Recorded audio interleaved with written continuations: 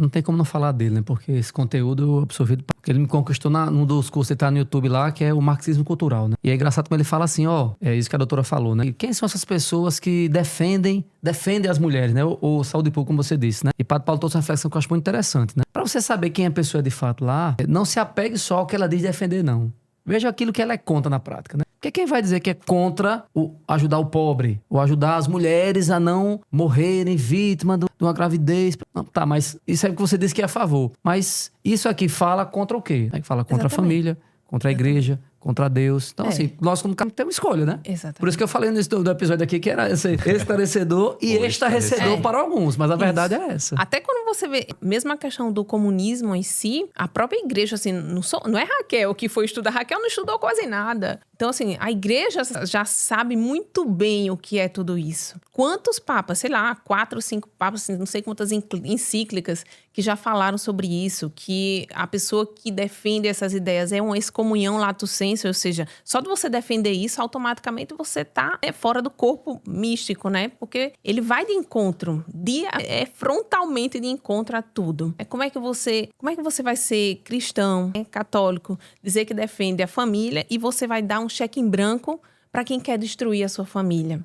Para quem quer implantar ideologias de gênero, o feminismo, que quer que a mulher tenha essa promiscuidade de vida. E, engraçado, essas feministas, a maioria delas, morreram sozinhas, abandonadas, sem ninguém, sem família. A maioria dessas pessoas que pregam morreram livres, no conceito delas, mas...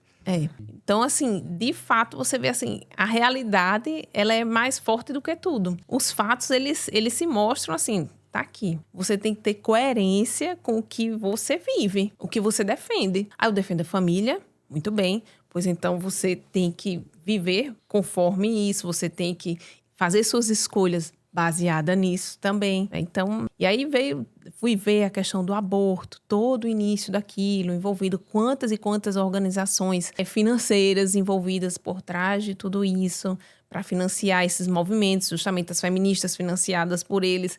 E aí, tudo isso, então, eu falei, nossa, então a gente foi doutrinada, nós mesmos, médicos, porque dentro do curso de medicina, na formação, você não ouve falar em métodos naturais, só se for para dizer que não presta. Porque, de outra forma, não. Você tem todas as outras formas. Não, método natural, não, isso não existe, isso não presta, isso não funciona, vira a página. Não existe nem descrição, basicamente, em livros sobre isso. Eu agora, depois de todo esse tempo que eu fui atrás, que a gente tem. Aí você vai em busca e você encontra. Mas se a gente se acomodar somente o que a universidade tem para nos dar, é muito pouco. A gente sempre tem que estar em busca de mais, principalmente quando a gente decide seguir o caminho da verdade. E a porta é estreita, não é fácil não, é bem difícil.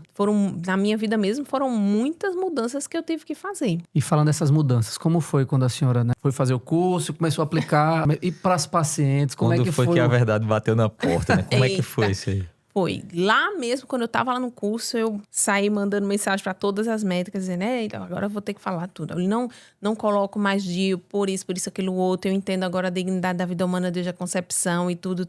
Falei para todas que eu não colocava mais. Eu trabalho no HU, que é o hospital universitário também. E lá, não só no HU, mas a maioria dos hospitais públicos hoje, é uma grande campanha de que a mulher, após o parto, ela já tem que sair ou com contraceptivo oral ou com DIU ou laqueada. Então, se você não fizer uma dessas coisas, o hospital, digamos assim, ele é rebaixado na categoria de, sei lá o que, da pontuação. Então, é obrigatório. Então, nasce o bebê, sai a placenta e já enfia o DIU. E aí eu falei, eu não faço mais esse procedimento, eu não coloco mais. E aí, inicialmente todo mundo, nossa, a Raquel tá meio doida, né? Tá meio radical demais e tudo. Logo de extremista, né? Extremista, mas ainda hoje, assim, pensam isso. Taxista. Ainda hoje tem realmente, assim, às vezes eu me vejo em situações difíceis também, porque você tá no meio em que é isso, nem todo mundo...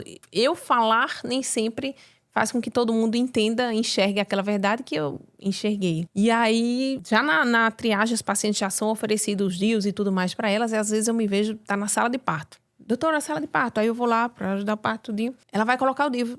Doutora, minha mulher vai colocar o DIU. A senhora coloca o DIU? E aí a enfermeira abre o DIU e eu não coloco o DIU. E aí, às vezes eles correm pra cá, correm pra lá, arrumam alguém que coloque, eu me retiro. Às vezes, uma única vez, na verdade, teve um pai que perguntou, mas doutora, por que você não coloca o DIU? Eu vou lhe explicar. Porque assim, eu não fico fazendo... No começo, eu, assim, cheia daquela coisa da verdade, de querer falar. Eu cheguei a querer falar muito pros meus colegas e tudo. Depois eu vi que não é muito por aí. Não adianta, vou ficar mais na minha. Mas quando pergunta, aí eu falo. Aí o marido da paciente perguntou, doutora, mas por que você não coloca? Eu falei, vou lhe explicar. Lhe ofereceram o DIU lá na triagem. E lhe disseram como é que esse DIU funciona, como que é o efeito contraceptivo dele? Não. Então vou explicar para você. Isso mesmo que eu expliquei aqui pro pessoal, eu expliquei para ele. Não, doutora, de jeito nenhum. Não vai colocar esse jeito nenhum na minha mulher, deixa pra lá. Depois ela faz uma laqueadura. Aí eu, ai, meu Deus. Saiu da frigideira Depois, então, pro caldeirão.